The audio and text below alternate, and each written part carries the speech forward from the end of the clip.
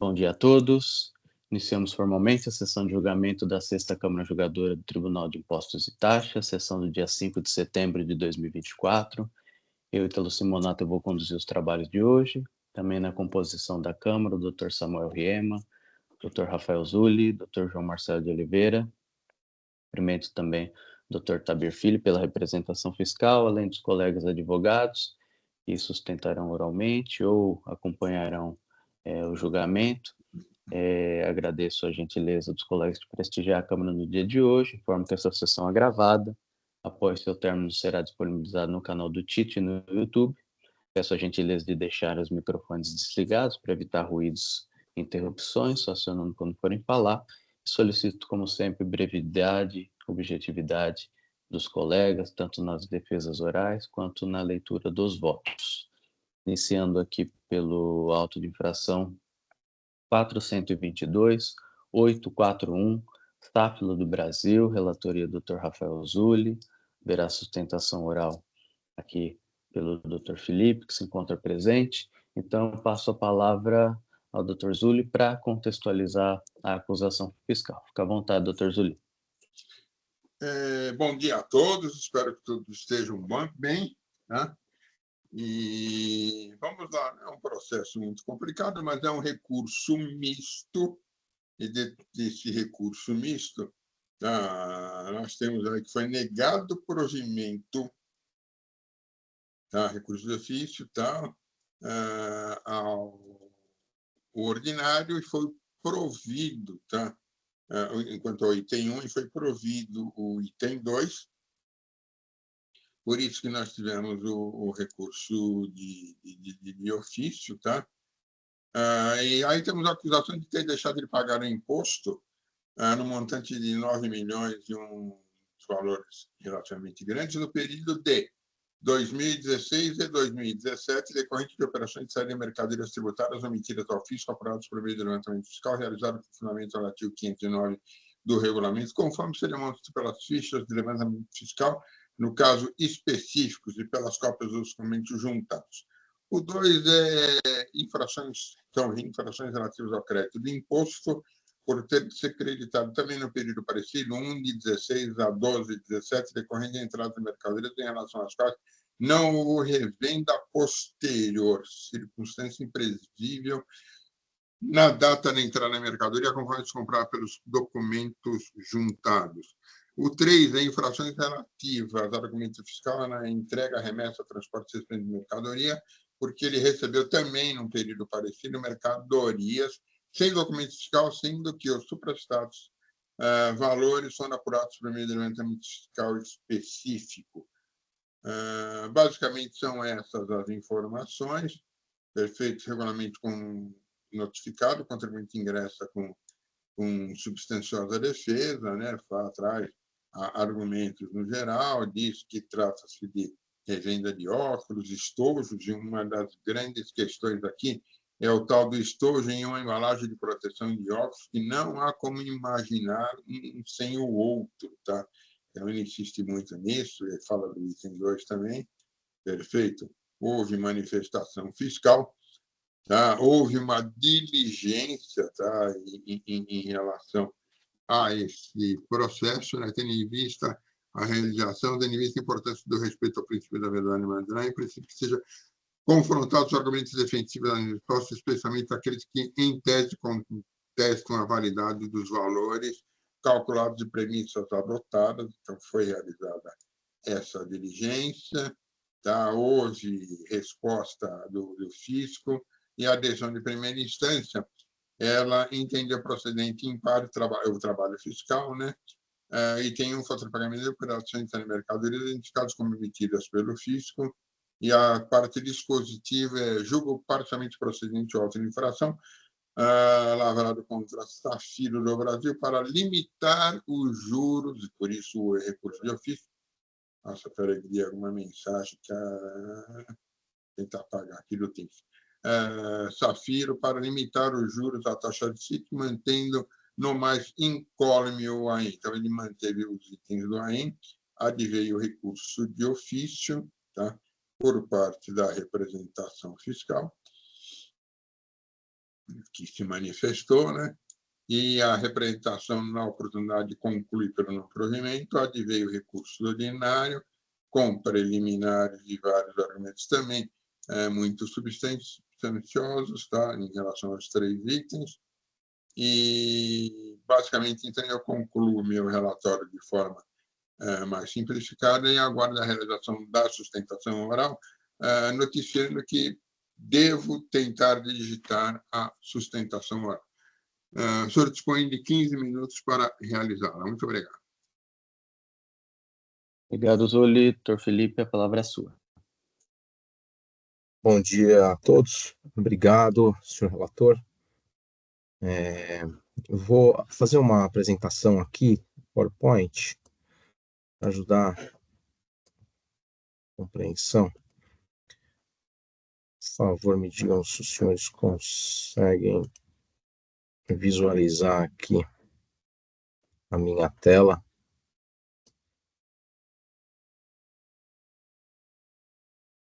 Estamos vendo, sim, doutor. Estão vendo ainda? Sim. Perfeito. Bom, então aqui a autuação, o que é a Safilo? A Safilo é uma empresa que importa e revende uma quantidade muito grande de óculos, e em geral óculos de grandes marcas famosas e etc. Então, o volume de estoque é muito grande, os itens são pequenos, tem uma variação gigante que tem uma certa complexidade na administração, né, de toda a variação de estoque, entradas e saídas, e aí tem esse componente de estojos versus os óculos, por uma razão muito simples. Os óculos, eles são um produto naturalmente muito mais caros do que os estojos, né, e eles são importados por via aérea, principalmente por conta da necessidade de ter lançamentos muito recentes e a moda varia demais. E aí as capinhas dos óculos, elas têm uma característica de compatibilidade grande com diversos modelos. Eles vêm por via marítima e então eles sobrevivem mais no tempo, né? Então as importações são realizadas em geral de maneira separada. E o que aconteceu? O fiscal, então, ele detectou divergências no estoque da empresa, cruzando informações do SPED com o registro de inventário. Tá? Ele presumiu que umas diferenças corresponderiam a infrações à lei tributária. Então, eu vou tratar aqui basicamente de 2 itens, tá? Em benefício do tempo, que são os maiores. Então, quando a diferença de estoque ela apontava para um saldo superior ao do inventário, cobrou o ICMS como se tivesse havido uma saída não tributada, tá? Esse é o item 1. E quando a diferença era inferior, né, no saldo, a acusação, então, presumiu o recebimento de mercadoria sem documentação fiscal e cobrava o imposto por solidariedade, tá? A presunção do fiscal, então, ela considerou que houve a venda de óculos sem estojos, e aí sim houve o recolhimento do ICMS, mas, por outro lado, houve a venda de estojos sem os óculos, sem o recolhimento do ICMS. Né? As saídas dos estojos, naturalmente, não eram contempladas por notas fiscais, porque a Safilo não vende estojo, a Safilo vende óculos, que vêm com os estojos. Então, aí foi onde começaram a ser levantadas suspeitas de divergências no estoque, etc. Né? Bom, o primeiro e mais robusto argumento que a gente aponta é a nulidade da autuação, porque ela não contempla uma explicação razoável no tocante ao cálculo do preço médio que foi utilizado como parâmetro, né?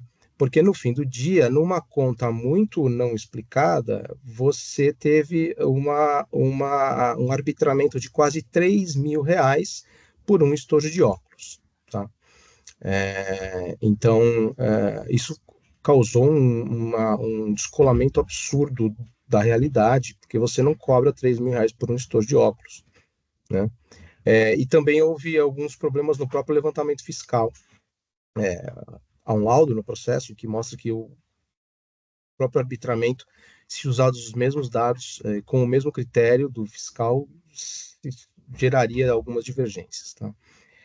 A nulidade da decisão recorrida, a decisão de primeira instância, né, que cerceamento de defesa, porque a primeira instância ela identificou essas falhas, né, e ela solicitou explicações por 2 vezes ao fiscal. Né. Inclusive, a segunda explicação do fiscal, na tentativa de explicar como ele chegou no valor de quase R$ 3.000 por um estojo de óculos, o cálculo até foi piorado, né? E chegou, não é 2.800 e alguma coisa, é 2.900 e alguma coisa. Então, assim, e aí teve um segundo pedido de diligência da própria delegacia de julgamento, que acabou trazendo uma resposta não explicativa em absoluto, mas mesmo assim, aí no fim do dia, a decisão administrativa acabou saindo, mantendo essa autuação. O segundo grande problema, né, e argumento aqui da defesa é que o levantamento fiscal ele é um ponto de partida, naturalmente, né? Então, é uma presunção para se chegar nos valores mais próximos da realidade, né? Mas aqui a gente não vê nenhum critério razoável e ele está prevalecendo um lançamento que está realmente com diversos erros, tá? Então, no mesmo levantamento, curiosamente, né, são vários itens, um único estojo chega a ter custado 3,85, mas numa outra parte do alto, no cálculo do imposto, ele chega a custar 2.811,54, né? Como eu mencionei aqui, é notório que os óculos eles sempre são vendidos com a embalagem protetora, né? E ainda que eles fossem vendidos de forma separada, eles jamais custariam R$ 2.811, né? E a segunda diligência chegou até nesse outro valor, quando o fiscal tentava explicar como ele chegou no custo daquilo e etc. Ele chegou, não, na verdade, 2.970, mas então ficou o dito pelo não dito ali.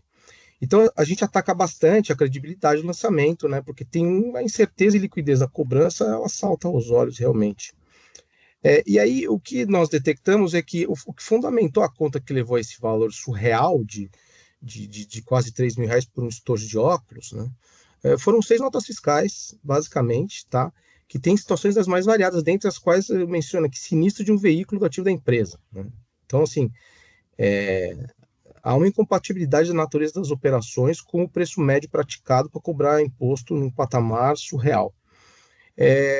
O artigo 74 aqui da 6374 e 509, eles falam que o levantamento fiscal deve ser renovado, né, todas as vezes que forem apurados dados não considerados quando da sua elaboração. Na fase de diligência, teve uma única intimação para esclarecimento, né? Então, a gente aponta que há também uma ausência de compreensão das atividades comerciais da empresa, porque, naturalmente, a base para se chegar ao valor de quase R$ 3.000 por um estojo são notas fiscais aleatórias, sem qualquer relação com os fatos geradores, né? E incompatibilidade também no fato de estar considerando que uma empresa como essa está vendendo estojo, que é um business conhecido por todo mundo, e que você vende o óculos com estojo, naturalmente. Lá já está contemplado o valor do estojo, que é irrisório, perto do valor do óculos, e, portanto, já teve a incidência do ICMS. A gente ataca a questão da uma autuação baseada em presunção.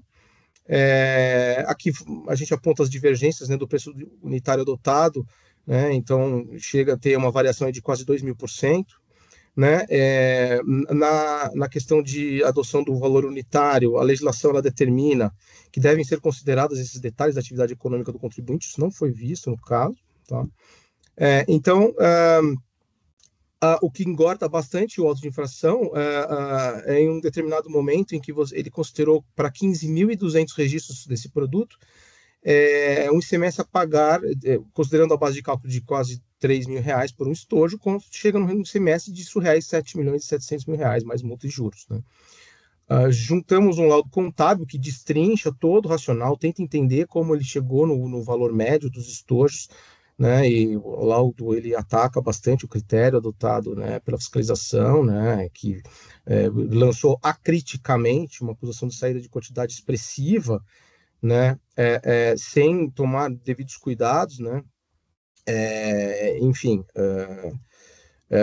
o lançamento fiscal foi uma comparação rápida feita lá e que aplicou-se o ICMS sobre isso e não levou em conta esses diversos outros detalhes.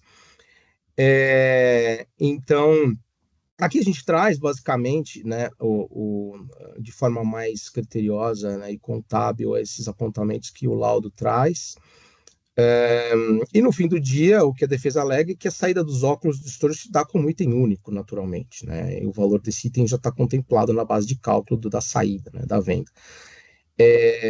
E aí a gente aponta para as regras de interpretação do sistema harmonizado, que dizem que os estojos fabricados para acondicionar um artigo determinado ou sortido e suscetível de uso prolongado quando apresentados com os artigos a que se destinam, ou seja, os óculos, classificam-se com estes últimos, né? Naturalmente, é assim, apontamos a resposta à consulta 25074 de 2022, né, que tem um racional tá amparado nessa solução de consulta. Também, como eu mencionei no início da minha explicação aqui, há também erros grosseiros no cálculo, no levantamento fiscal, ou seja, se você pegar os mesmos dados e fizer a conta e usar o critério do fiscal, você chega em variações enormes, tanto de saldo inicial quanto entradas, saídas, e aí você tem aí no nosso laudo uma apuração que chega aí a valores de determinados itens que chega até quase 60%.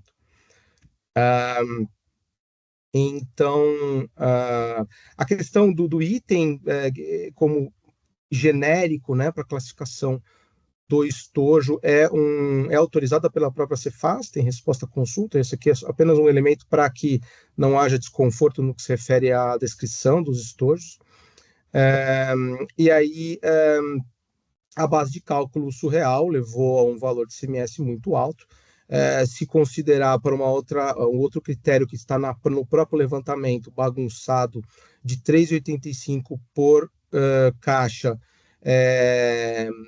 para essa quantidade de óculos, o valor de CMS não seria quase 8 milhões de reais, mas seria 58.520 reais. Então, em geral, a defesa aqui aponta uma completa inexistência de certeza e liquidez, tá? Em um lançamento com diversos erros.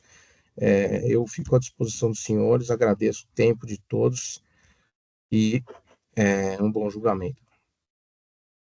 Agradeço, doutor Felipe. O doutor Zulli, relator, ele já adiantou que é um processo difícil e eu confesso que eu estou em dúvidas, né? Nada obstante o voto de relatoria, então eu já estou me antecipando aqui num pedido de vista para poder avaliar dois pontos muito importantes, mas principalmente a questão da diligência que foi realizada e, conforme dito pelo Dr. Felipe, não cumprida a contento, ou, enfim, não explicada, e eu preciso avaliar esse ponto, né, que é um ponto que eu considero bastante sensível. Então, pediria para o Dr. Zulli só registrar o voto para que eu possa formalizar a vista, e no retorno a gente faz a leitura dos votos, tanto do voto de relatoria quanto do meu pedido de vista, tá? Prefiro assim, pelo menos a gente otimiza. Tudo bem, doutor Felipe? Perfeito, senhores. Agradeço o tempo de vocês aí, uma boa sessão. Agradeço, obrigado. Ô, doutor, só espera a gente formalizar o Sim, sim. pedido de vista, porque Tá bom. questão de sistema, tá? Aí eu já Perfeito. dispenso o doutor. Tá ok.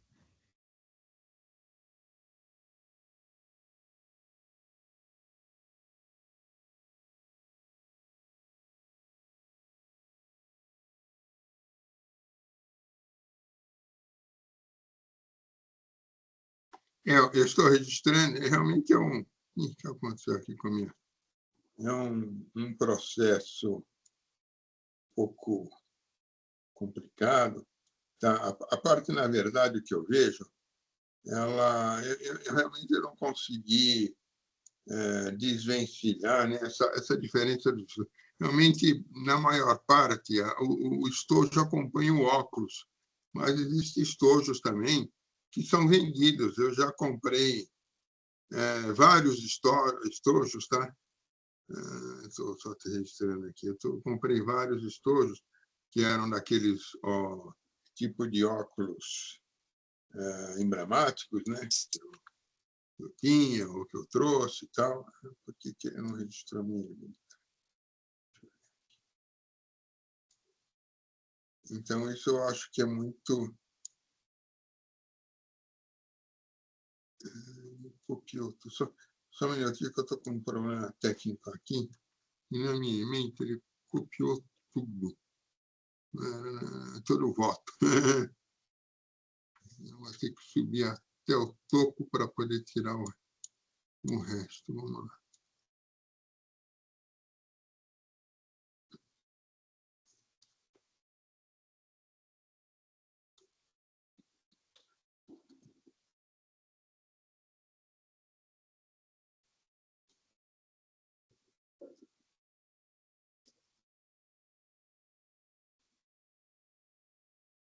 Vou cancelar porque não está dando certo. Começar tudo outra vez.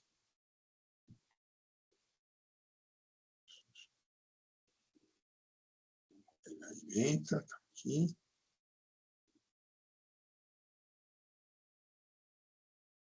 Ele está correndo, né? Agora.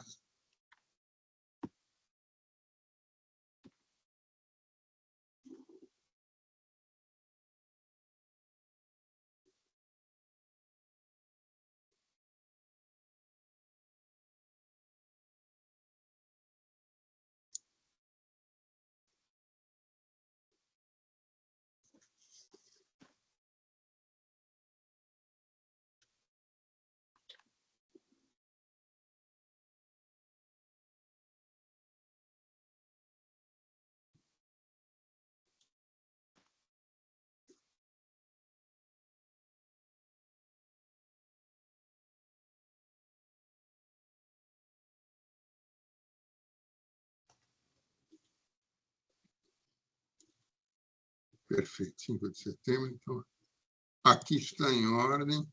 Vamos aqui descer esse pedacinho para tirar a emenda.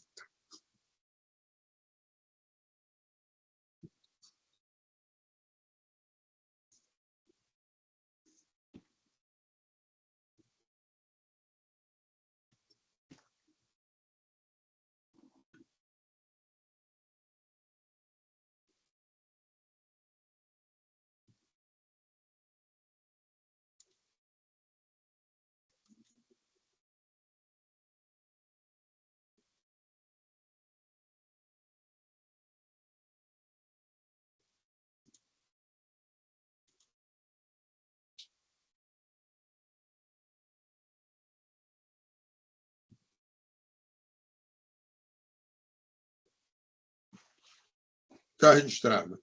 Eu tive algumas dúvidas, tá? Fui, voltei, olhei.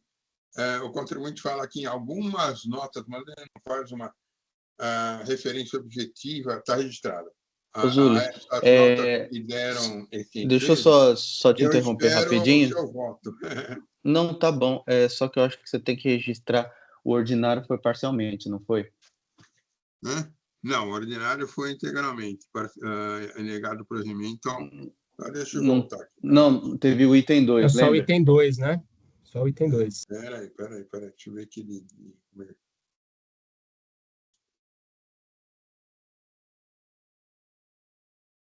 Tá certo, é parcialmente. Aí eu estou habilitando aqui só para registrar dessa forma, tá? Eu fiquei preocupado aqui com o parcialmente provido. Integralmente com o registro aqui, com o lançamento, parcialmente provido. Pronto. Já foi. Desculpa. Pronto, imagina. Agora sim, estou fazendo aqui, formalizando o pedido de vista. Aí no retorno a gente debate esses pontos, tá bom? Obrigado, doutor Felipe. Até breve. Obrigado, senhores. Um prazer. Um abraço. Encerrando aqui esse julgamento com pedido de vista. E retornando aqui à ordem da pauta. Auto de infração 4.124.397, Avon Cosméticos, relatoria do Dr. Rafael Zuli, pela sustentação oral pela doutora Jéssica. Aqui o próprio Dr. Zuli já tinha adiantado que esse processo ele é muito semelhante a um outro que foi julgado não, foi iniciado recentemente, né? Que eu pedi de vista pelo Dr. Samuel. Depois a gente avalia se haverá ou não essa renovação da vista, mas de qualquer forma vamos pelo menos formalizar aqui a sustentação oral. Então eu passo a palavra ao Dr. Zuli para sintetizar a acusação e depois devolvo a palavra à doutora Jéssica. Bom dia, doutora Jéssica, prazer em revê-la. Aqui, no caso, a acusação praticamente vou dizer que é idêntica àquele do processo anterior, né?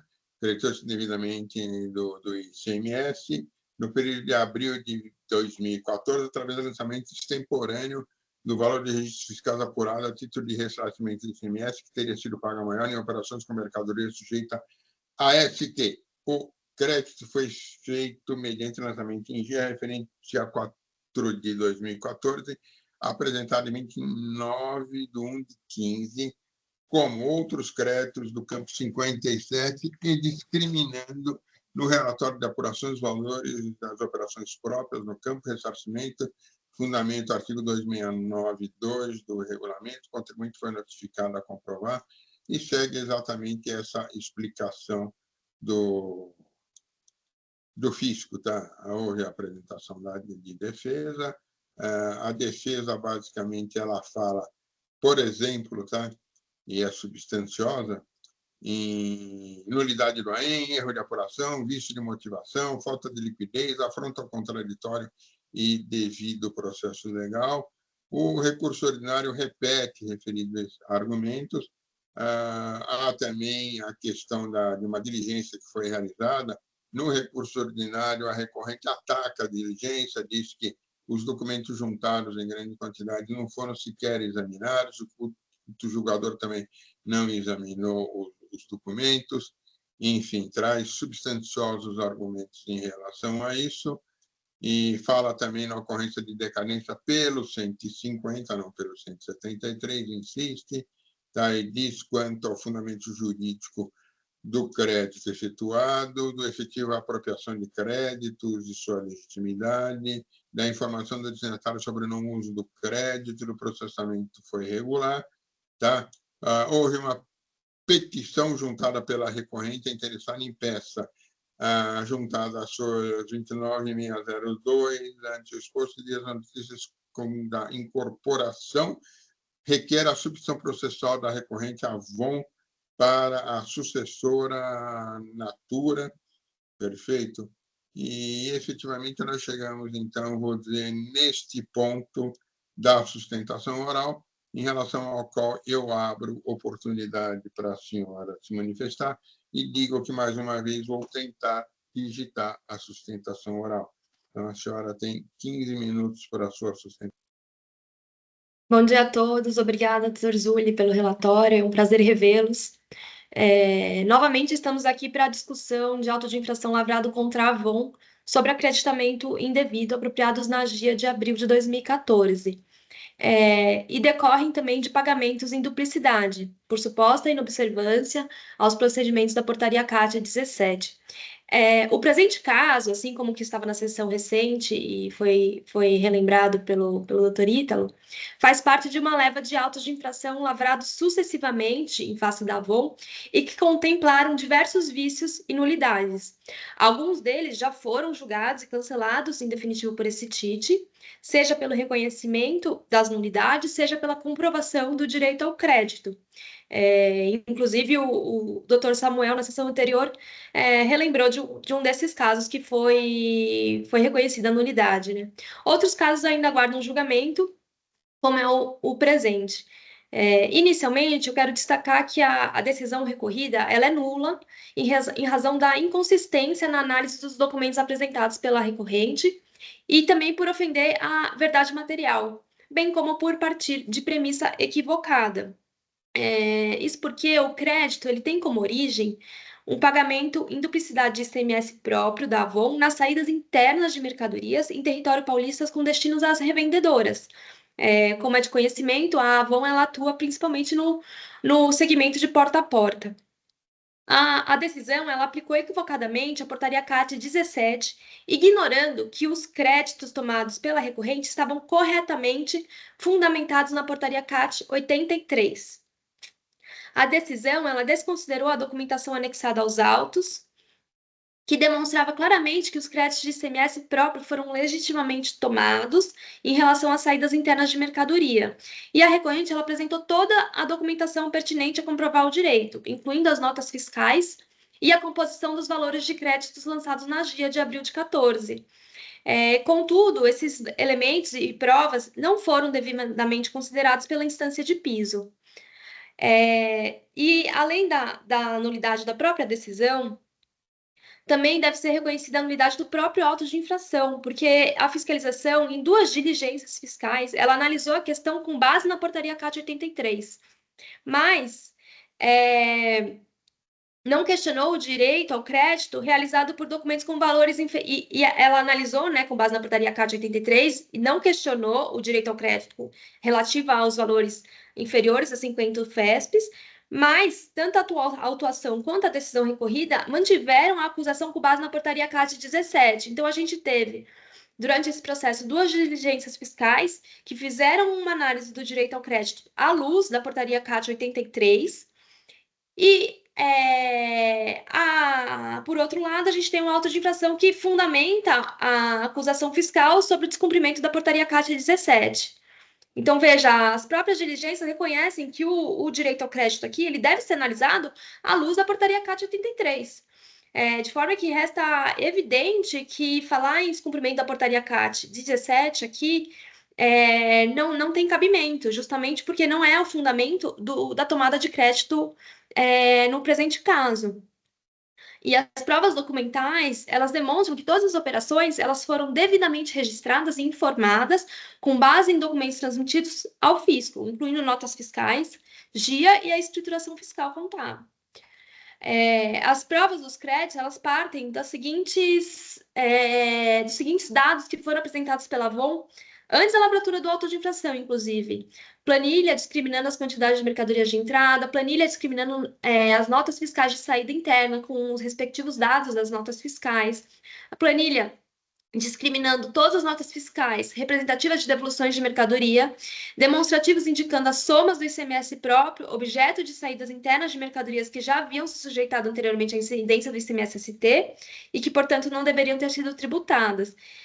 E foi comprovado que, devido a erros sistêmicos, houve recolhimento em duplicidade de ICMS nas saídas internas, gerando créditos lançados corretamente na GIA de abril de 2014. A recorrente também demonstrou a validade jurídica da autorização para o aproveitamento de créditos de ICMS, conforme o artigo 166, e a dispensa da inscrição estadual para as revendedoras, de acordo com o artigo 288 do regulamento de ICMS de São Paulo. E, além da matéria de prova e do direito ao crédito que foi demonstrado, eu também gostaria de destacar a existência aqui de decadência parcial, como foi pontuado pelo Dr. Zulli, posto que o lançamento ele foi efetivado em maio de 2019, abrangendo o período de abril de 2014, e com fundamento no artigo 150, parágrafo 4º do CTN, o crédito tributário foi extinto pela decadência.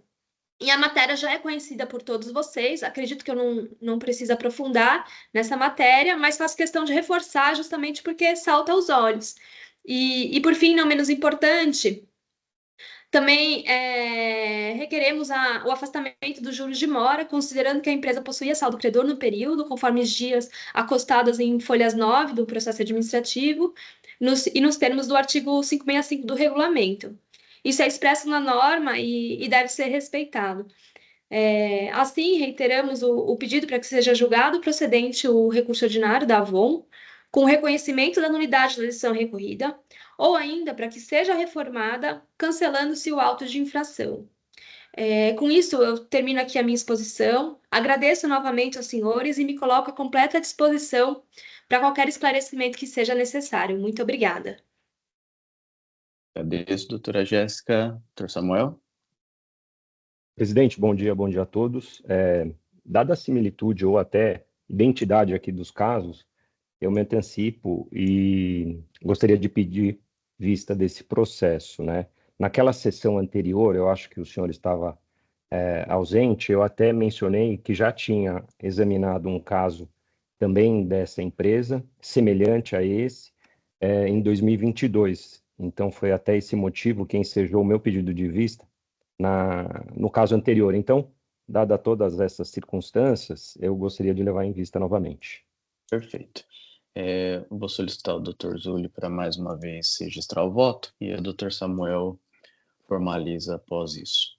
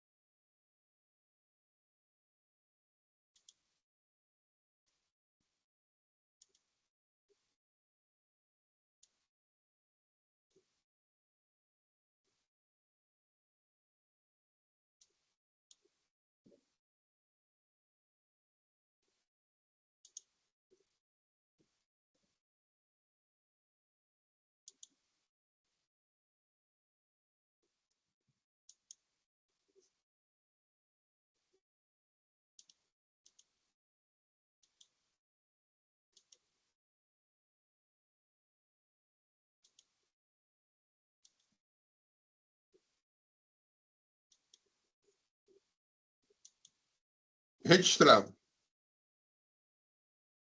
Agradeço, doutor Zulli. O Samuel pode solicitar. Eu vou lembrar, por uma questão de honestidade, de coerência, que nesse voto eu reforcei algumas coisas. Eu falei sobre a questão da petição que foi interposta em razão da incorporação, que, na verdade, essa incorporação, do jeito que foi feito, não altera em absolutamente nada o auto de infração, tá? E algumas coisas sobre a questão da nulidade da decisão recorrida e o artigo 150, que eu reforço é pelo 173, perfeito, e somente para deixar registrado. Sem dúvida nenhuma, dependendo da posição do doutor Samuel em relação àquele processo anterior, ou eu farei uma preferência para poder colocar esse reforço, ou eu pedirei vistas. Obrigado, era só isso. Agradeço. Doutora Jéssica, foi deferido pedido de vista. Quando retorno, o relator e o juiz com vista lerão seus votos, tá bom? Agradeço a presença. Muito obrigada. Auto de infração 4.139.179, Biosev Bioenergia S.A., relatoria do Dr. João Marcelo, recurso misto que será realizado a sustentação oral pelo Dr. Gabriel, que se encontra presente. Passo então a palavra ao Dr. João Marcelo para leitura da acusação.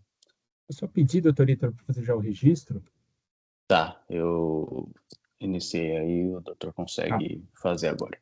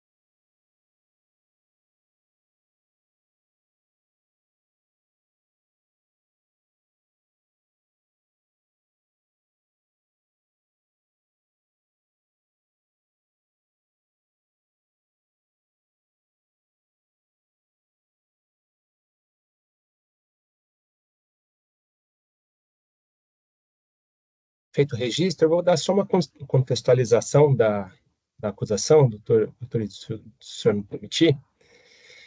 Por favor. Então, esse aqui eu... Isso. Então, é um recurso ordinário, interposto em face da decisão de primeira instância, que julgou procedente o AIM composto de 4 itens, né? Todas são infrações ao crédito do imposto. O item 1 é um crédito indevido de ICMS na aquisição de bens incorporados ao ativo imobilizado. O item 2 é crédito indevido do ICMS relativo à entrada de produtos intermediários, considerados como insumos, mas destinados ao uso e consumo do estabelecimento. O item 3 é crédito indevido do ICMS na aquisição de óleo diesel consumido no estabelecimento, e o 4 é o crédito indevido de ICMS na entrada de insumos destinados à limpeza, asepsia, filtragem, lubrificação, entre outros. O crédito foi tomado contrariando o disposto no artigo 66, inciso 5 do RICMES, nos itens 1, 2 e 4, e aos artigos 61, parágrafo 2º, e 272 do RICMES no item 3. Tá?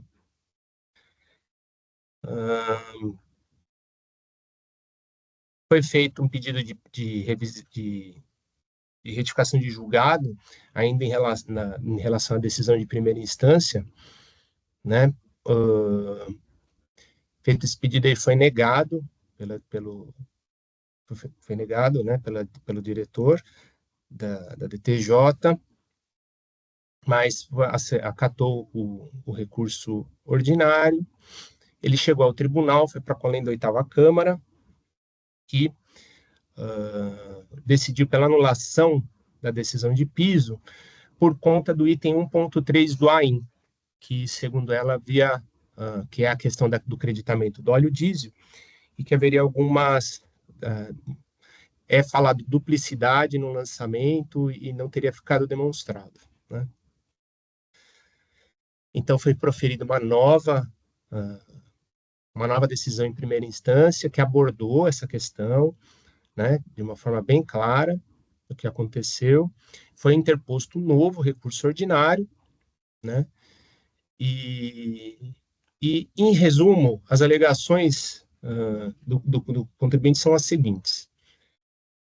Da recorrente, né? A recorrente alega que os materiais incluídos no item 1 do presente AIN seriam destinados ao ativo imobilizado, garantindo o crédito do ICMS conforme o artigo 20 da LC 87 de 96. Alega ainda que, para ser um bem do ativo permanente, ele deve atender aos seguintes requisitos: A, aumentar a vida útil do item por mais de um ano; B, ter um valor nominal superior a R$ 1.200; e C, ser individualizável, sendo que nenhum dos itens ou bens objetos da glosa foi especificamente desqualificado quanto ao cumprimento dos requisitos acima, e nenhum deles é considerado alheio à atividade do recorrente.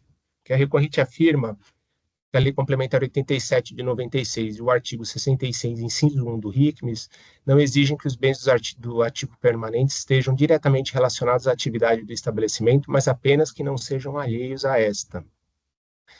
Alega que as mercadorias listadas nos itens 2 e 4 do AIN justificam o direito ao crédito do ICMS por serem insumos necessários ao processo produtivo, e argumenta que considerar todas as mercadorias que não se incorporam fisicamente ao produto final como de uso e consumo do estabelecimento é uma restrição sem base na Lei Complementar 87 de 96.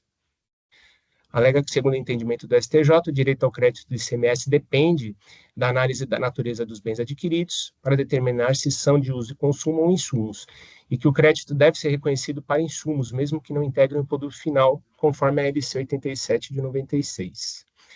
A recorrente cita a decisão normativa CAT 1 de 2001, alegando que as glosas do item 2 recaem sobre elementos que se consomem por abrasão, como lixas e discos de cortes, e que as glosas do item 4 referem-se a reagentes catalisadores, insumos utilizados no tratamento de água e controle de qualidade da recorrente.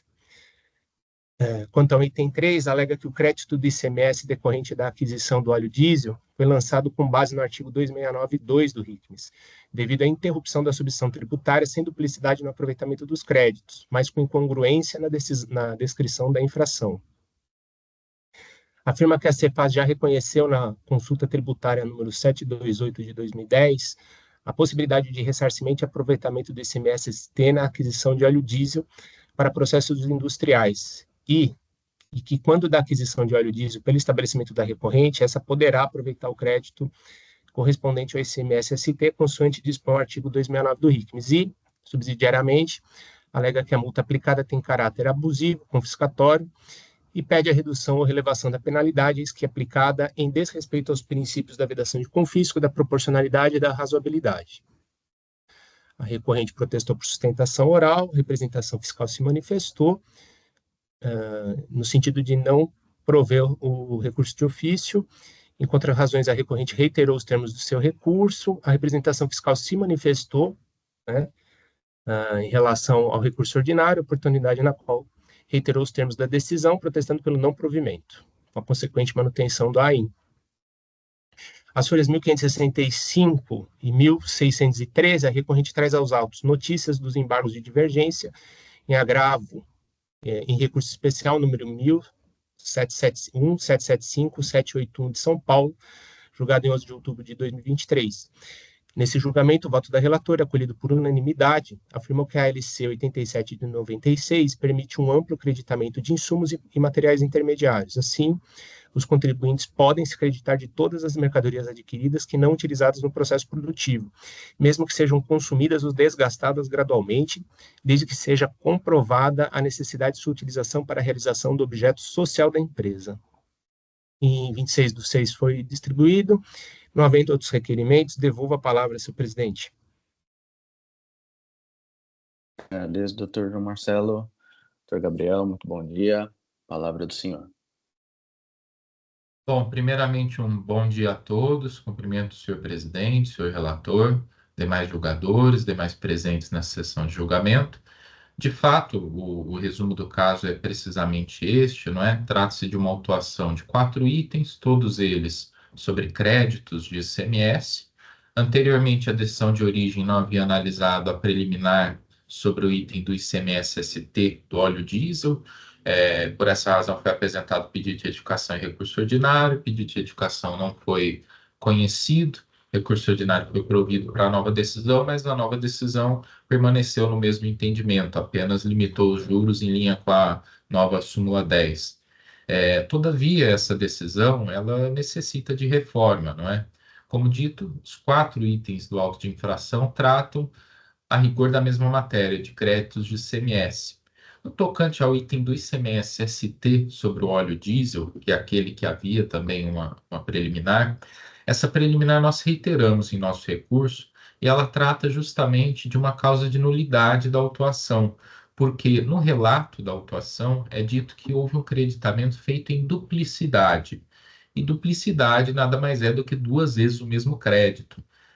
Nós olhamos e reviramos os demonstrativos e isso não há. Esse relato não condiz com os fatos que estariam sendo apontados. Por quê?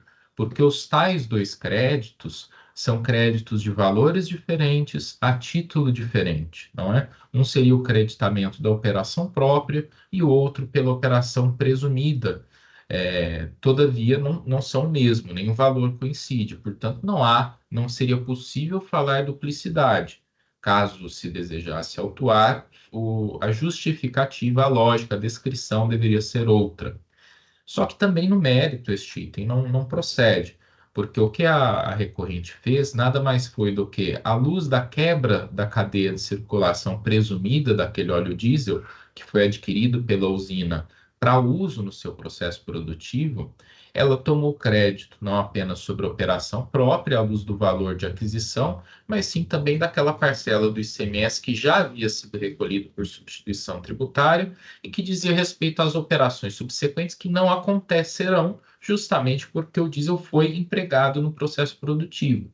Se este segundo crédito, que está previsto em consulta tributária, está previsto no regulamento, se ele não fosse permitido, haveria lá na origem um pagamento de ICMS que não seria recuperado ao longo da produção, o que, quando da saída dos produtos produzidos pela empresa, geraria uma duplicidade no recolhimento, não haveria uma perfeita não cumulatividade, razão pela qual é sim de rigor o direito a esse crédito. E da mesma forma, no tocante ao ativo imobilizado e aos insumos. Com relação ao ativo imobilizado, o que a empresa fez nada mais foi do que tomar o crédito de ICMS com relação a mercadorias adquiridas, que têm longa duração, que têm um valor acima de um dado patamar e que se incorporam fisicamente ao seu ativo imobilizado e lá permanecerão por anos. Essas mercadorias, se o direito ao crédito não for reconhecido, a lei complementar estará sendo violada, não é? Até porque, como reconhecido amplamente na jurisprudência, o único critério para o crédito de ativo imobilizado é não ser alheio à atividade do estabelecimento.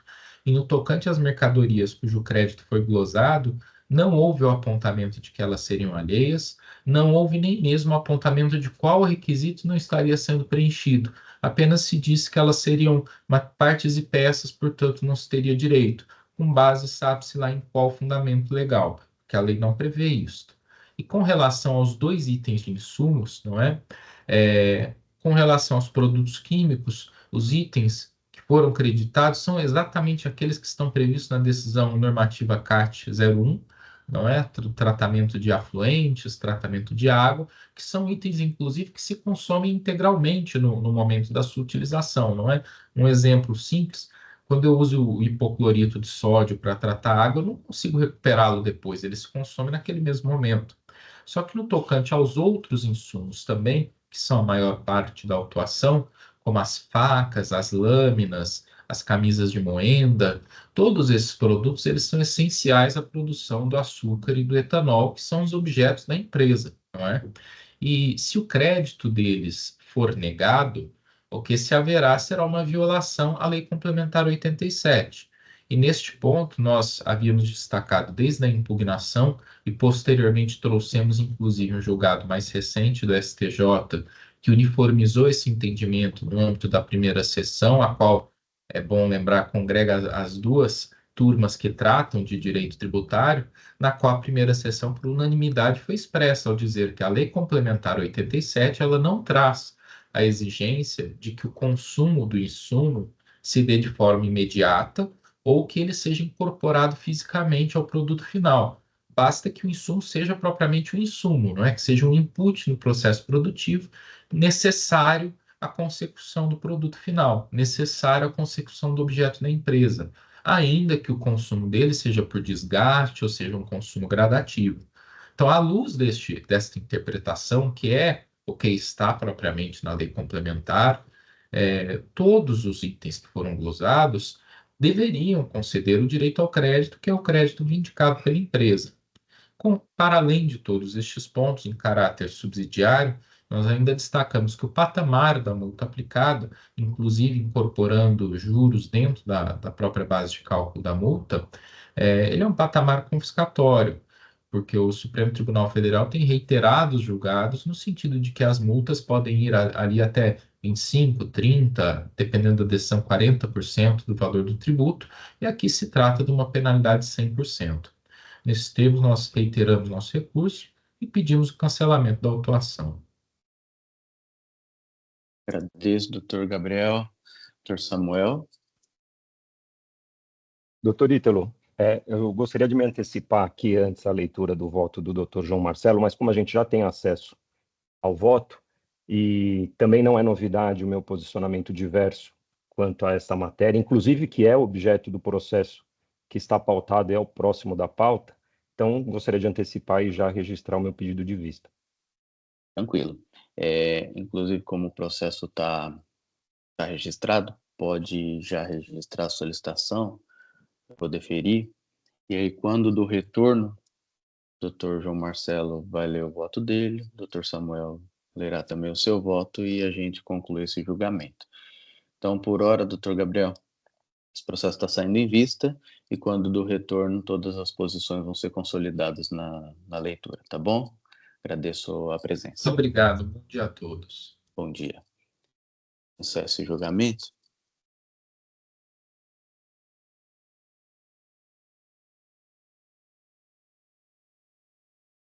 E passamos ao próximo processo da pauta, 5023-857, Guariroba Bioenergia Limitada, relatora Dr. João Marcelo, vista pelo Dr. Samuel. Por oportunidade pretérita, houve a sustentação oral pelo Dr. Paulo, que se encontra aqui presente para acompanhar. O Dr. João Marcelo sintetizou a posição dele, mas não fez a leitura do voto. Então, eu passo a palavra ao Dr. João Marcelo para sintetizar de novo seu posicionamento antes de passar ao Dr. Samuel. Fica à vontade, Dr. João Marcelo. Bom, é um assunto bem semelhante ao que acabamos de ver, né? Então,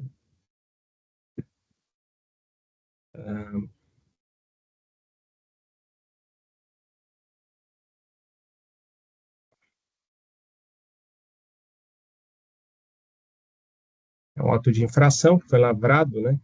Em virtude da autora ter creditado indevidamente de maneira extemporânea sobre a aquisição de mercadorias destinadas ao uso e consumo do estabelecimento e que não integram o produto final. Os fatos geradores reportam seu período de janeiro a novembro de 21.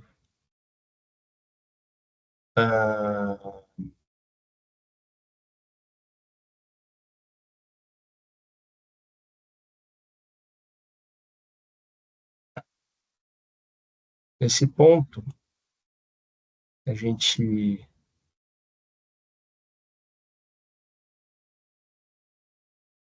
são faladas as mesmas coisas, né, em relação à LC 87. Então, nosso voto é no sentido da literalidade da LC 87 e do crédito, e aí são colocadas as questões do julgamento no STJ e tudo mais, né? Então, a gente é favorável da manutenção do não provimento desse recurso pelo entendimento do que não é possível o creditamento desses insumos. Em resumo, um breve resumo é isso. Agradeço, doutor João Marcelo. Doutor Samuel.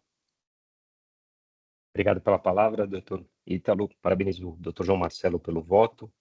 Mas como já antecipado, inclusive num caso que a gente teve, acho que no início do ano, onde eu tive a oportunidade de trazer o meu posicionamento sobre a questão da aplicação do princípio da não cumulatividade, em casos em que a glosa do imposto é perpetrada com base na alegação de que as mercadorias que ensejaram tal creditamento se destinam ao uso e consumo. E nesse caso aqui, especialmente, como o doutor João Marcelo já mencionou, a gente tem só uma particularidade, uma adição que, além da afirmação de que se destinam ao uso e consumo, a tese fiscal também está consubstanciada na questão de que tais mercadorias não integram o produto final.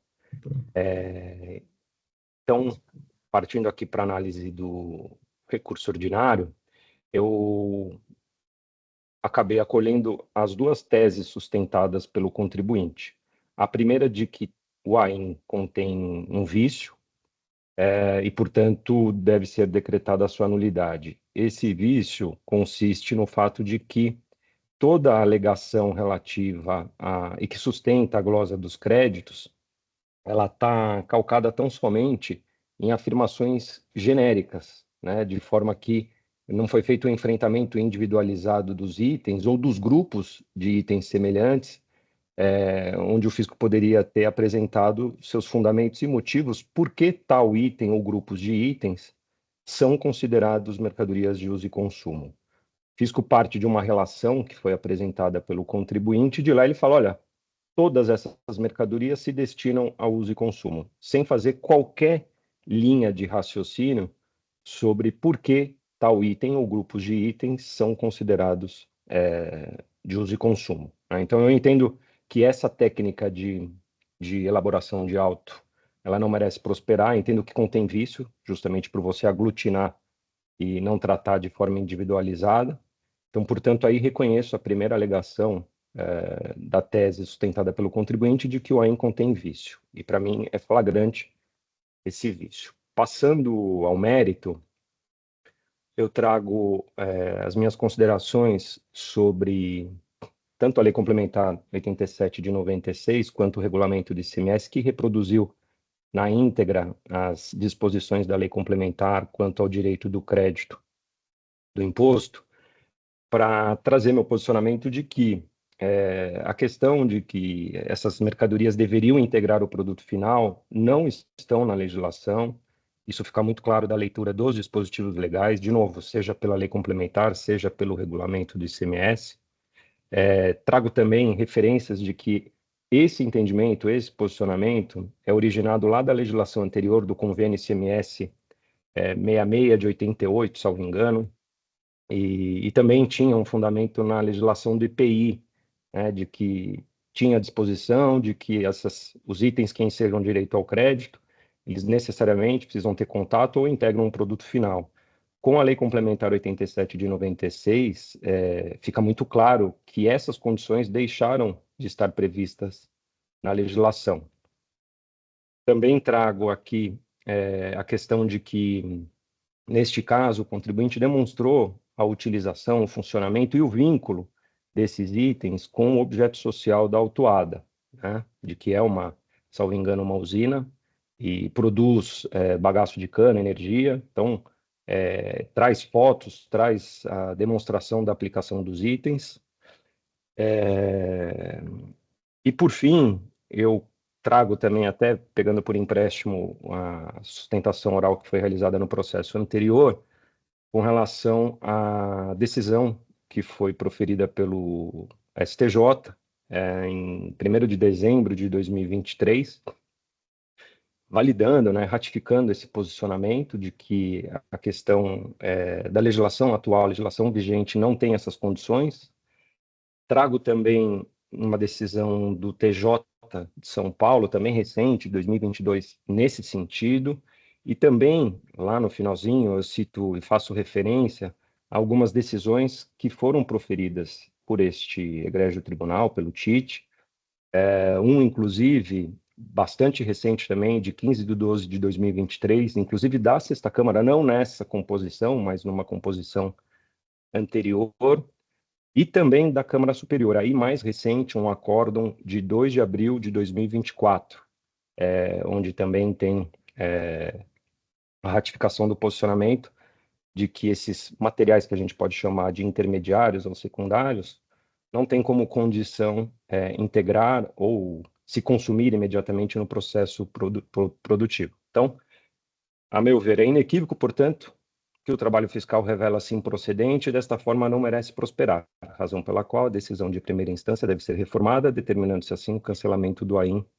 em discussão. Então, seja pela questão do vício lá, né, de que uma alegação genérica, seja pela improcedência do trabalho fiscal no mérito aí, eu entendo que deva ser dado provimento ao recurso ordinário. É como voto, presidente, fico à disposição. Perfeito. Doutor João Marcelo. Só em relação à questão do vício, né, a relação ao mérito, né, realmente a gente tem outro posicionamento, mas em relação ao vício, eu queria dar uma lida novamente nos itens do voto, tá? São poucos itens, se o senhor permitir. Tá. E depois eu até pediria, doutor João Marcelo, para confirmar, se for o caso, né, o voto de relatoria. Só não tá tem um botão. Ainda? Não tá. É que tem um botãozinho depois que tem vista, tem um botãozinho lá, confirmar desculpa. voto do relator, só para liberar o sistema, mas fica à vontade para dar uma olhada. Não, deixa eu já fazer já, né, tecnicamente, porque é o seguinte, em relação ao mérito, realmente a gente tem esse posicionamento divergente, mas em relação à questão do vício, eu entendo de uma forma diferente, então eu só queria deixar claro, né, os motivos, eu tenho que fazer a leitura. Tá. Deixa eu só entrar aqui para deixar livre aqui no sistema, Maria. Confirmar. Eu nem mudei nada. Aqui. Perfeito. É isso, né? Isso. Enquanto isso, eu vou ouvir o Dr. Tabir. Obrigado, presidente. Eu vou aguardar do João Marcelo, depois eu me manifesto, creio que seja mais produtivo. Perfeito. Então, vamos lá. No item 10 é o seguinte. Necessário... Bom, então, em relação ao vício, né? Que aí a gente fala aqui, ó. Necessário consignar ainda que, consoante relatório circunstanciado anexo à acusação, folha 7 e 9, as mercadorias objetos dos créditos indevidos realizados são materiais de uso e consumo, como parafusos, buchas, porcas, cabos de aço, chapas, correntes, mangueiras, válvulas, rolamentos, entre outros, de modo que, considerando a atividade da empresa autuada, a produção de açúcar e álcool, e pelas informações contidas em sua escrita fiscal e pela análise individualizada de cada mercadoria contida em cada nota fiscal, o fisco chegou à conclusão que se tratam de materiais de uso e consumo, mercadorias essas adquiridas para manutenção, reparo ou conserto de máquinas e equipamentos do ativo imobilizado, e não insumos de produção da sua atividade como indústria alimentícia ou de combustível. Pois bem, seu recurso, a recorrente protesta inicialmente pelo reconhecimento da nulidade da decisão recorrida, a qual, segundo seu entendimento, teria deixado de enfrentar as teses defensivas impostas em sede de impugnação, notadamente por classificar equivocadamente todos os itens glosados como materiais de manutenção, sem analisar as características e particularidades de cada um deles no contexto do processo produtivo da recorrente. Acerca desse ponto, analisando a decisão recorrida, verifica-se que, em que pese o inconformismo da recorrente, a decisão recorrida enfrentou todos os argumentos expostos pelo contribuinte, mencionando expressamente que todas as mercadorias estão devidamente individualizadas no demonstrativo 1, anexo ao AIM, sendo certo que o fato do julgador monocrático expressar seu entendimento de que todos os materiais teriam características similares não enseja nulidade. Em outras palavras, verifica-se que a decisão recorrida analisou os argumentos do contribuinte e concluiu que as mercadorias em questão não são consumidas e muito menos intermediárias ou secundárias no processo industrial, de sorte que, ainda que se trate de itens necessários à consecução da produção, não geram direito ao crédito. Ademais, o simples fato da decisão não ter enfrentado individualmente cada um dos argumentos expostos pelo contribuinte em sua petição não implica em nulidade ou ausência de prestação jurisdicional. Ainda que assim não fosse, temos por certo que o julgador não está obrigado a enfrentar todas as alegações ou provas que foram apresentadas quando já tem encontrado motivo suficiente para proferir a decisão, devendo enfrentar apenas as questões capazes de infirmar a conclusão por ele esposada. No mesmo sentido, temos ainda que a recorrente sustenta que, no caso em tela, há erro de acusação e falta de motivação, pois, de acordo com seu entendimento, a autuação não apresenta fundamentos específicos quanto aos insumos glosados e ao processo produtivo da recorrente. Sobre esse ponto, não assiste razão à recorrente, pois a acusação é clara, encontra-se devidamente fundamentada, estando claramente identificada a infração cometida. Então, lida a questão do vício, retorna a palavra. Senhor presidente, obrigado. Adeus, doutor João Marcelo. Sintetizado a divergência. Dr. Tabir. Obrigado, senhor presidente. Eu solicitei uma manifestação, eu preparei aqui já imaginando que o doutor Samuel fosse enfrentar nesse sentido, especialmente com relação à decisão recente do STJ, eu preparei uma pequena manifestação que eu acho que seria interessante colocar. Tá bom, já está concedido. Já está habilitado? Deixa eu já redigir, porque já fica mais fácil para todos acompanharem. Perfeito. Pronto, já está disponível, né? Eu vou ler só os trechos principais, porque além das divergências que o doutor Samuel colocou em relação à suposta alegada nulidade, né, a forma como ele entende, com relação especialmente à legislação de regência, mas especialmente com esses embargos de divergência no agravo e recurso especial, que já foi citado, inclusive, pelo doutor Paulo na sustentação oral, né? É sobre esse que eu vou me manifestar rapidamente, né? Entendendo, inclusive, que nesse caso seria aplicável o que foi lá ali decidido, né? Então, é contra esse ponto que se faz presente a manifestação. Com efeito, nos embargos de divergência apontados, restou-lhe decidido pela possibilidade de créditos materiais considerados essenciais para a consecução da atividade industrial, não havendo para aquela decisão limitação imposta na Lei Complementar 87 e 96, no caso de tais produtos. Ressalta-se que tal decisão pende de apreciação de recurso extraordinário manejada pelo Estado de São Paulo, não admitido por decisão monocrática e sobre o qual apresentou-se agravo em recurso extraordinário ainda não julgado. Assim, ainda não ocorreu o trânsito em julgado daquela decisão que, admitida e julgada em recurso extraordinário, pode alterar de modo radical esse entendimento, né? Explicando um pouco melhor, o STF já se debruçou em várias oportunidades com relação à possibilidade constitucional de crédito CMS, sendo explicitado muitas vezes pela adoção do critério físico, né, para o ICMS. Então, ali, partindo do tema 633 de repercussão geral, então, citando uma parte do voto misto de Gilmar Mendes, o texto constitucional utiliza um critério real, material ou físico para definir a maneira como o imposto é cobrado nas operações anteriores. Voltando aqui, adentrando mais com relação ao tema 633 de repercussão geral, este tratou de enfrentar a questão de se assegurar o creditamento do ICMS em bens de uso e consumo em relação às operações de exportação, entre a nova redação do artigo 155, parágrafo 2º da Constituição, pela emenda 42, né? O fixado naquele verbete do tema 633 é o seguinte: a imunidade que se refere ao artigo 155, parágrafo 2º, 10A da Constituição, não alcança, nas operações de exportação, o aproveitamento de crédito ICMS decorrente de aquisição de bens destinados ao uso e consumo da empresa, que depende de lei complementar para a sua efetivação. Ressalta-se que o leading case, que é o 704.815 Santa Catarina, já teve seu trânsito em julgado em 20 de 12 de 2013. E fundamental destacar do voto vencedor, que em obiter dictum apontou ainda não estarem presentes na redação atual da Lei Complementar 87 e 96 condições para a assunção de crédito financeiro pelo ICMS. E aqui eu peço a Vênia só para ler alguns pequenos trechos também do voto do ministro, são esses os seguintes, o que está grifado, que a autorização inclusive existe. O creditamento do ICMS buscado sobre bens do ativo fixo ou imobilizado, energia elétrica, serviços de telecomunicação, combustíveis, lubrificantes, peças, acessórios de máquinas, veículos, materiais de limpeza, equipamentos de proteção individual, entre outros de consumo interno, ainda que incorpóreos, isto é, a possibilidade de créditos financeiros, a partir de bens que não se integram à mercadoria a ser exportada, encontra-se prevista nos artigos 19, 20 e 33 da Lei Complementar. Aí, seguindo mais abaixo, no mesmo voto, Conforme demonstrado, esta escolha legislativa, que inclusive já foi feita sopesando os princípios e metas socioeconômicas e políticas, tem sido periodicamente revisitada contra a data de início da sistemática de aproveitamento dos créditos financeiros. Então, aí volto eu. Assim, em consonância com o teor do verbete da tese do tema 633 de repercussão geral, é cabível a lei complementar do ICMS aumentar a possibilidade do crédito para além daquilo que foi explicitado pela norma constitucional, o crédito físico, o que foi feito, porém com postergação de sua fruição para agora, 1º de janeiro de 2033. Muito embora tema de repercussão geral apontado acima tratar de questão relativa à exportação e direito ao crédito ICMS, a ratio decidente aplica-se ao caso presente e também ao decidido por hora nos embargos de divergência acima mencionados, né? Desse modo, reforço a argumentação já levantada por esta representação fiscal e no voto do ilustre senhor relator, entende-se por incabível o creditamento de tais materiais, propugnando-se mais uma vez pelo improvimento do recurso ordinário. Era essa a manifestação, eu agradeço a paciência. Devolvo a palavra, doutor Ítalo. Agradeço, doutor Abir. Doutor Zuli já havia levantado a mão. Por favor, Zuli.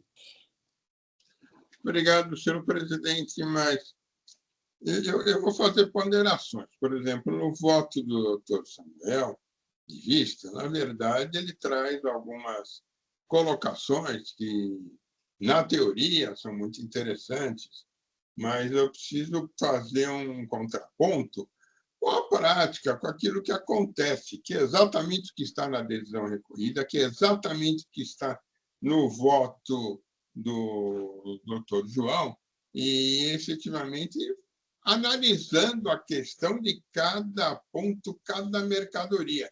Então, em tese, o voto do doutor Samuel é muito bonito, é muito interessante, é muito jurídico, mas se nós atacarmos a decisão de primeira instância, pelo contrário, do próprio doutor Samuel, ele não ataca efetivamente a questão.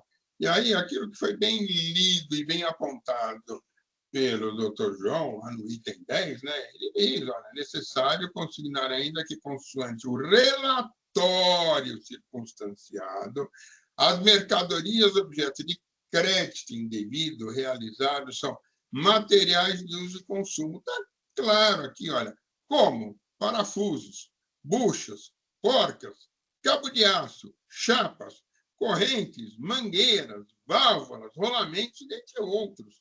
Tá, é evidente. Então, desse modo, como continua, considerando-se a atividade da empresa, qual que é? E eu faço uma relação muito próxima em relação a isso. Eu tenho que analisar a mercadoria em relação à atividade, aquilo que é produzido. Se eu tenho uma fábrica de tratores, eu já julguei assim naquela, acho que é Caterpillar, em que eu utilizo uma broca que ela é utilizada num consumo imediato uma única vez para fazer um furo, é uma coisa. Eu uso essa mesma broca para fazer um furo numa marcenaria, eu uso 1 ano, 2 anos, 3 anos. E aqui, na verdade, deixa eu fechar um negócio que está tampando aqui minha coisa. Na verdade, o que ficou bem explícito, de modo que considerar a atividade da autuada, não posso deixar distante a atividade da autuada, a atividade que para que ela utiliza esse rolamento, entre outros, né? Produção de açúcar e álcool, o que tem que ver? É a máquina, é efetivamente o equipamento, é o ativo, que depende de manutenção. Se depende de manutenção, vai a máquina. Vou lembrar, nós até nos referimos aqui nesse julgamento de hoje, tá? Se eu compro efetivamente junto à máquina ou ao caminhão os pneus, eles integram. Se eu compro depois de 1 ano e refaço a reposição desses pneus, ele não é mercadoria de uso e consumo, que é exatamente o que nós estamos falando aqui. E aí diz ainda, pelas informações contidas em sua escrita fiscal e pela análise individualizada de cada mercadoria contida em cada nota fiscal, o fisco, eu vou dizer ele bem, chegou à conclusão de tratar-se de materiais de uso e consumo, mercadorias essas adquiridas para manutenção, reparo ou conserto das máquinas e equipamentos do ativo imobiliário e não insumos de produção. Eles não só não integram, como ele não tem um consumo rápido, ou seja, praticamente imediato, que é um dos requisitos que a gente diz de ele poder ser considerado como crédito.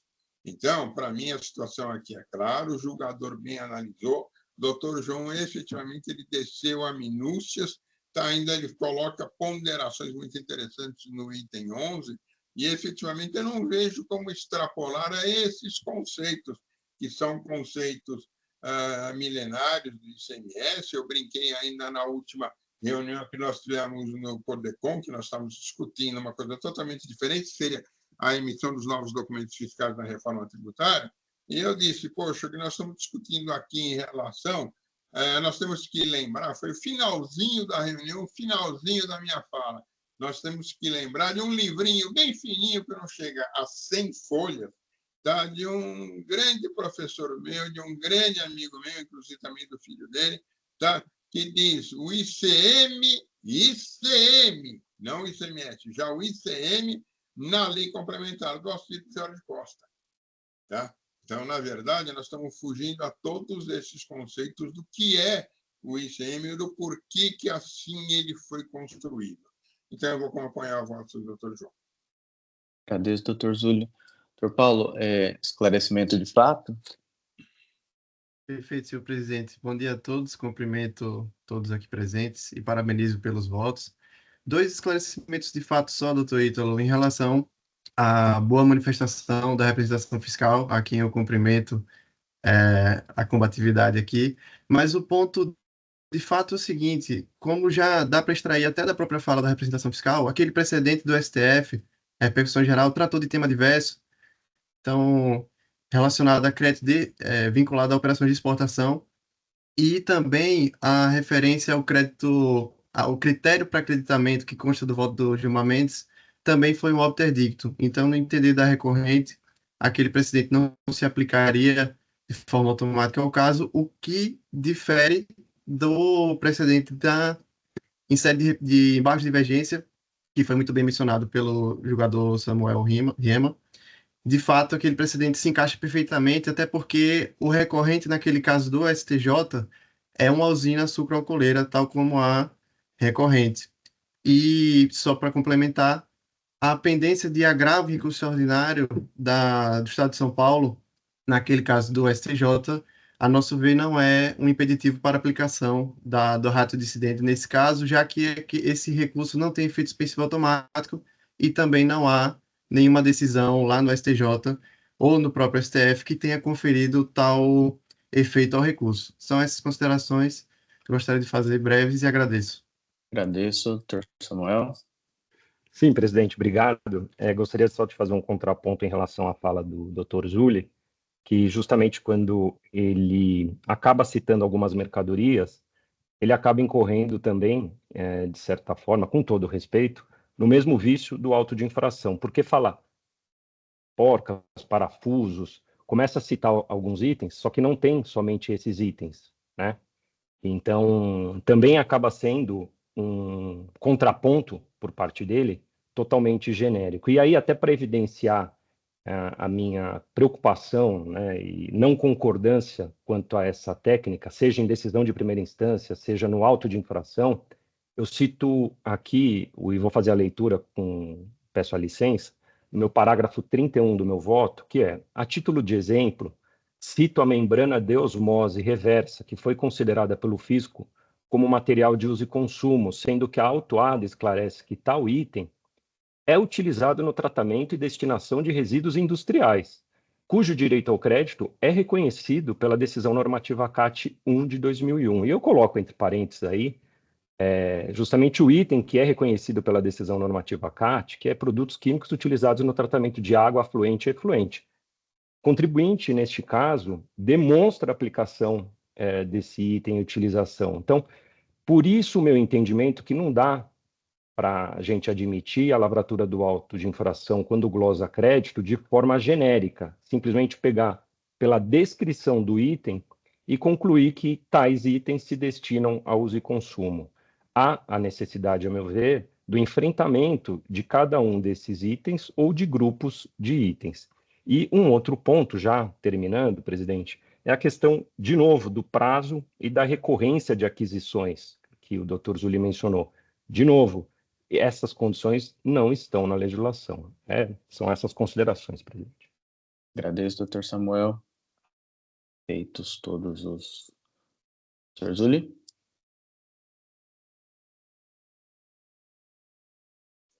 Então, considerando aquilo que o doutor Samuel, eu notei isso, tá? Eu me manifestei exatamente nos lindes e nos limites do próprio voto do doutor Samuel. A verdade, se eu vou ao relógio circunstanciado, ele poderia ser mais específico, mas não é. Mas, efetivamente, eu precisaria analisar, então, a todos as mercadorias, uma por uma, e saber qual o seu emprego.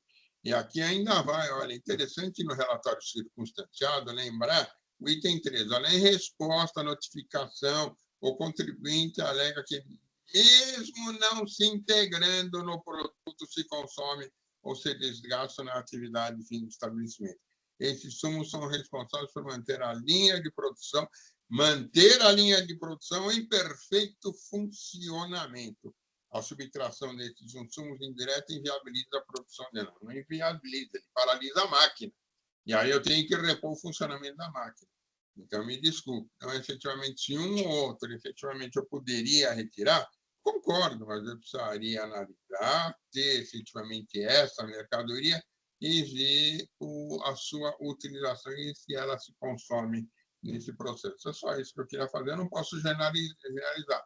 Eu não vou dizer que eu generalizei, porque efetivamente eu fui naquilo que continha o próprio relatório circunstanciado. Aliás, quando ele fala aqui em porcas, buchas, parafusos, cabos de aço, enfim.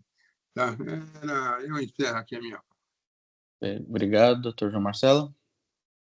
Só para concluir, né, em relação a esse item, né, o doutor Samuel, ele levantou bem, mas lembrar que ele mesmo já foi mencionado no próprio voto. Então, se olharmos aqui no item 29, e aí eu peço só a licença para ler só esse item, né, esse e o próximo, que eles sintetizam isso que o doutor Rafael comentou e faz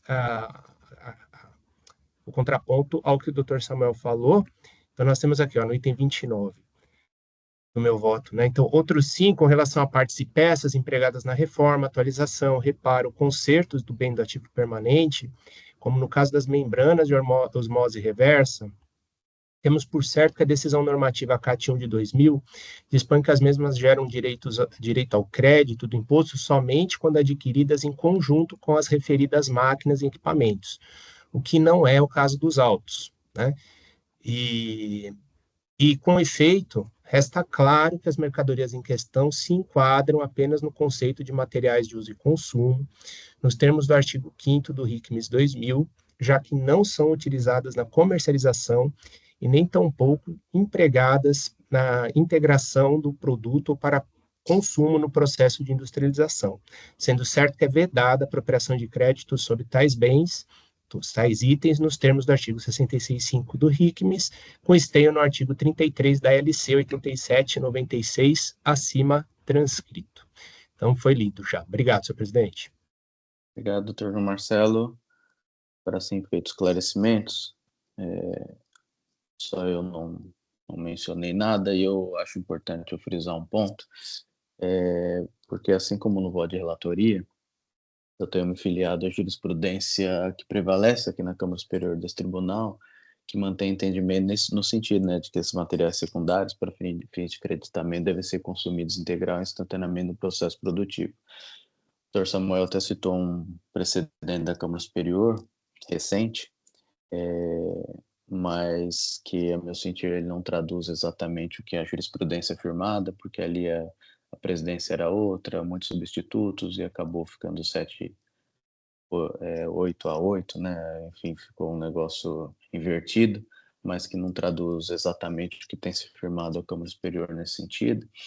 E aqui um destaque, até em nome da coerência, foi citado por oportunidade da sustentação oral do Dr. Paulo, um auto de infração, 40.26.297, na qual eu acompanhei o voto de preferência para cancelar o auto de infração.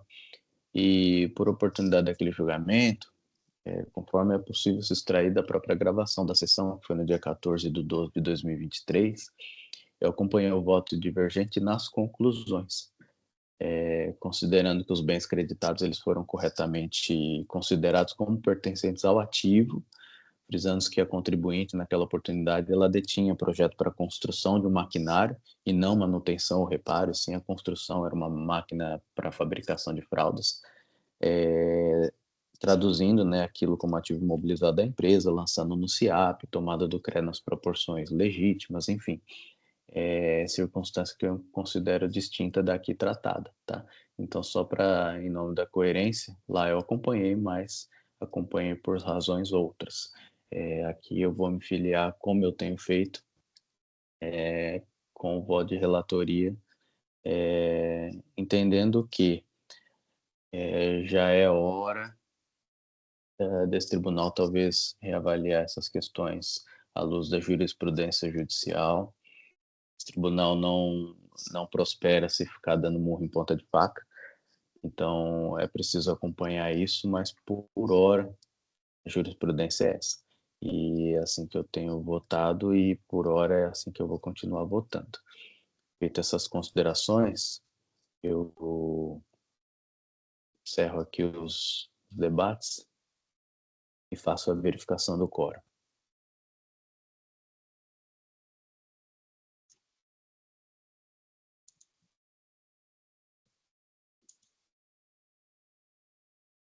Só falta confirmação. Pronto. Votação iniciada. Só por curiosidade, existe sobre parafusos, telas e coisas que são tratadas aqui, em superior, tá? Em recurso especial do saudoso Augusto Toscano, mantendo a acusação de Estado. Perfeito.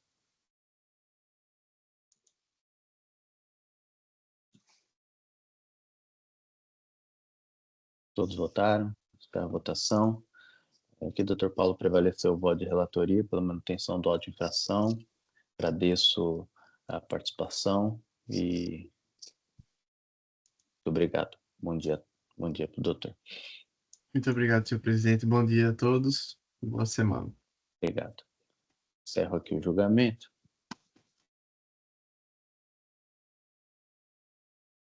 Passamos então ao último processo da pauta, auto de infração 5023-914, compra e fácil, comércio de produtos alimentícios limitada, minha relatoria. Aqui, de forma muito breve, digo que é uma infração de receber e estocar mercadorias acompanhada de documento fiscal inábil, em decorrência de fornecedor inidôneo. Aqui digo que não há preliminares. Digo também, muito brevemente, que os argumentos da recorrente são voltados à questão da boa-fé, 509 do STJ. Aqui digo que, a priori, essa súmula ela é aplicada à hipótese de creditamento indevido, mas há de se reconhecer essa evolução jurisprudencial, inclusive reconhecido aqui por esse tribunal, de que essa tese ela pode ser aplicada a outras hipóteses, inclusive essa de recebimento de mercadoria sem documentação fiscal hábil, né? Então, eu estou enfrentando essa questão à luz da tese da boa-fé, como comumente é feito.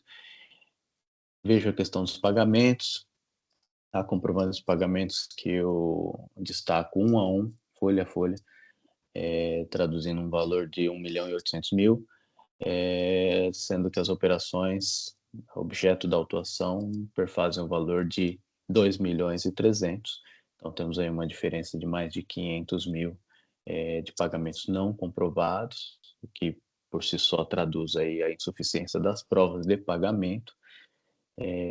Quanto à comprovação da veracidade das operações comerciais, a recorrente afirma que há e-mails comprovando essas negociações, mas digo que nada trouxe aos autos, registrando que alegar é provar e não provar é o mesmo que nada alegar, não há atendimento desse requisito.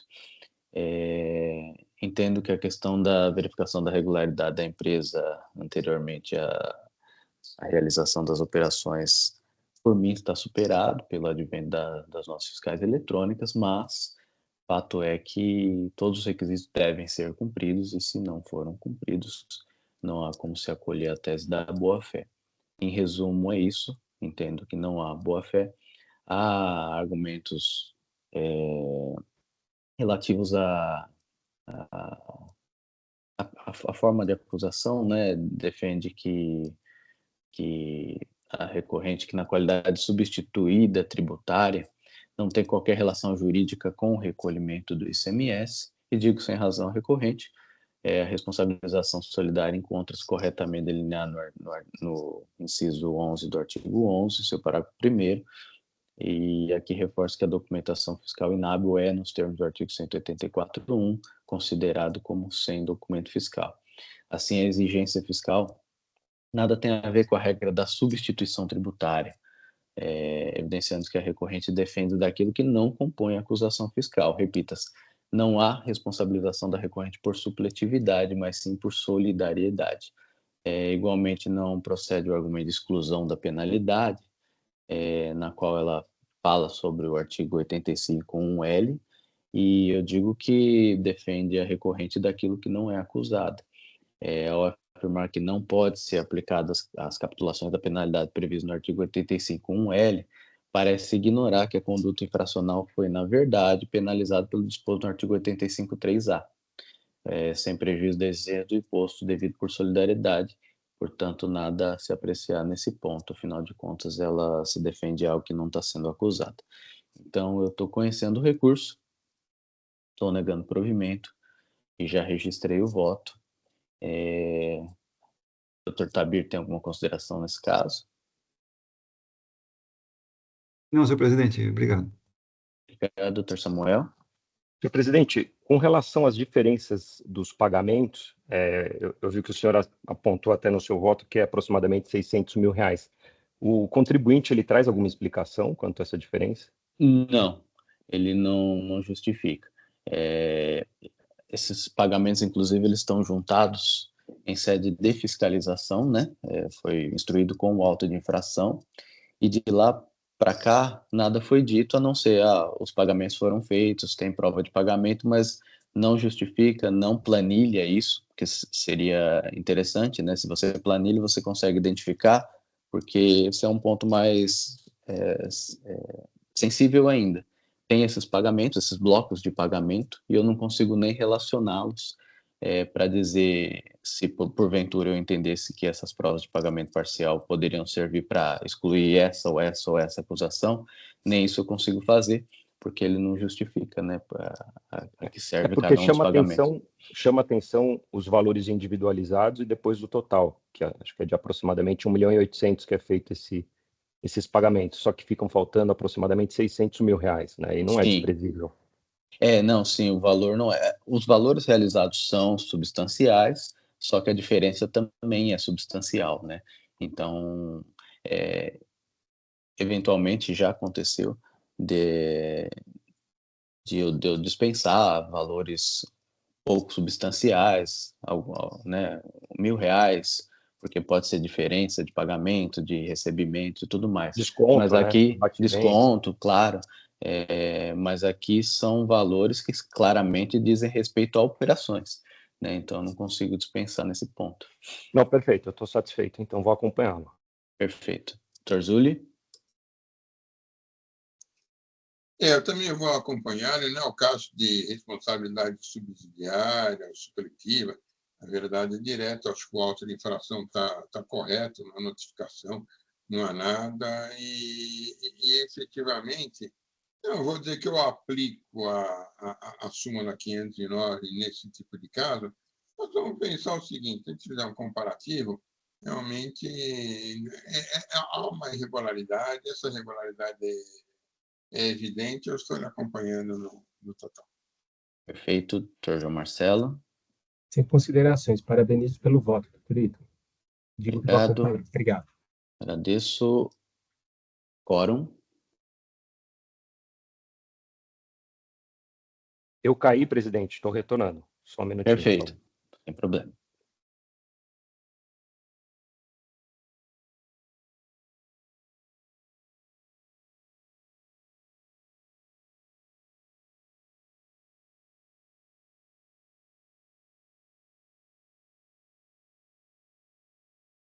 Votação iniciada.